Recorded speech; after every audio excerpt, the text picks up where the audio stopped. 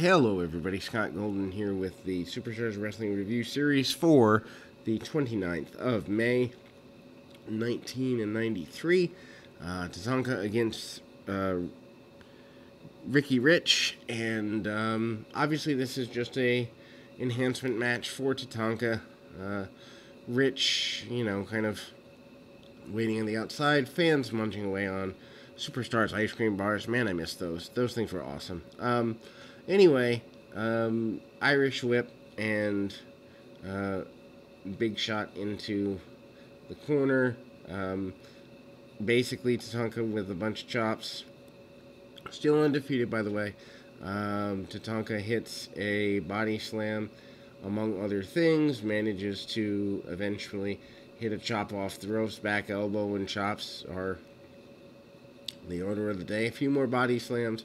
And Tatanka manages to hit a power slam for near fall, but then hits his finish, the Samoan drop, for lack of a better term. 1, 2, 3. Update on Shawn Michaels. Shawn Michaels has lost the Intercontinental Championship to Marty Jannetty due to the, moral balancing and or interference, depending on your perception of Mr. Perfect, Kurt Hennig, on Raw. And then we saw last week he did not qualify for the King of the Ring, so he's had a rough 7 to 14 days. Doink the Clown versus Devin Armstrong is up next. Doink still trying to find his way through things, and obviously, not where the character was even at WrestleMania, but still managing to go around here a bit, and chops and really basic stuff by Doink. Some mat wrestling, because Matt Bourne is, in fact, a former collegiate wrestler. Obviously, he's passed away now, but he does do some mat time stuff. Manages to take his adversary down, catches him on a crossbody. Doink just drops him forward and hits a stump puller for the submission victory. Always liked the stump puller as a kid. I just thought it was an innovative move. Bonnie Blackstone interviews Sherry Martel, otherwise known as Sensational Sherry. Sherry says that she's going to pull what's left of Luna's weave out of her head, and that eventually Luna will be kneeling before Sherry and telling her that yes, indeed, she is sensational. Yokozuna against Tony Roy. I've met Tony Roy a few times. Decent enough guy. Predominantly trained by Killer Kowalski. Does a bunch of enhancement work over the early to mid-90s for the WWF. Then that's the way it worked. I mean, they had local enhancement talent. New England Loops were a big deal for the WWF at the time, and there were probably about 10 or 12 guys who would get enhancement work. And then you'd have the other enhancement workers who were from other areas of the country, of course, but there were guys who pretty well were called in, and it was $250, $500 a shot, and you got national television exposure and a few $100. Pretty cool deal. Clothesline out of the corner by Yoko. Actually, Roy runs into it. Uranage / belly-to-belly style suplex, followed by a big leg drop. For as big as he was, Yoko's two things: safe and agile, and that's two things that you're really glad a big man can be. He hits the splash in the corner, and then we see a bonsai drop for the victory. We then go to face-to-face Mr. Perfect and Jim Duggan. Basically the same promos in different words that we've been seeing. Hennig says he wants a shot at the Intercontinental title.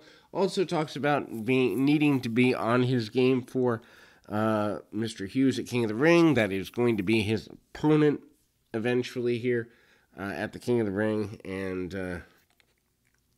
the 1, 2, 3 Kid declines an offer that had been given by Razor Ramon for $2,500 more.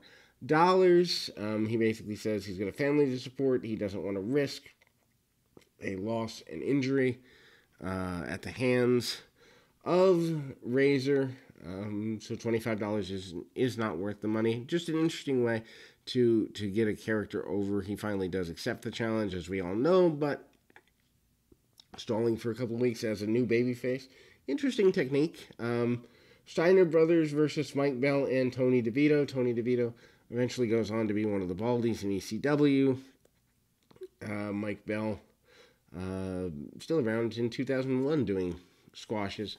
Most notable for his issues with Perry Saturn. Saturn going nuts on him for dumping him on his head. Anyway, basic moves by Steiner. Lots of fireman's carries, suplexes, and the like. And then we kind of see a tilt-a-whirl by Scott. Scott, the better Steiner, he actually drags his adversary into the corner so he can make a tag. Another fireman's carry leaping dive. Rick Steiner tagged in. Steiner comes in and basically goes after Tony DeVito pretty hard. They do a lot of the barking and the like. Belly to belly suplex from the second rope on the inside on DeVito. Ouch. Wouldn't want to take that in that particular style of WWF ring. Double underhook bomb from Scott Steiner, who's tagged back in. Not fun either. And a bulldog from the top. Rick giving the bulldog, Scott holding the man on his shoulders. 1, 2, 3, and the Steiners are victorious. Yet again, we go to the King of the Ring report. Hulk Hogan basically is ready to defend his championship. Unfortunately, we all know that he loses, fortunately or unfortunately, depending on your perception, I suppose. Tatanka talks about taking out Lex Luger. They've kind of set the King of the Ring brackets, I think, by this point, completely. Obviously, we've talked about Bret Hart and Razor Ramon getting their rematch from what was a awesome Royal Rumble match. Hennig and Hughes, I think, is announced here, and then we go to Luger and Tatanka and all the like. Then we go to Yokozuna, and in face-to-face, basically, Fuji says there's no way he doesn't walk out of the King of the Ring with the championship. This is finally a match that he's actually ready for. And Money Inc., again, uncomfortable with the prospects of the Steiner brothers. Mr. Perfect against Rich Myers. Perfect does the towel behind the back catch spot, which we've all seen, at least if you watch Kurt for long enough. But, Kurt certainly going into the summer with Shawn Michaels, a stop along the way with Mr. Hughes, and at the King of the Ring, that is, and then kind of, by the end of the year, Hennig, I think, is pretty well slowed down again.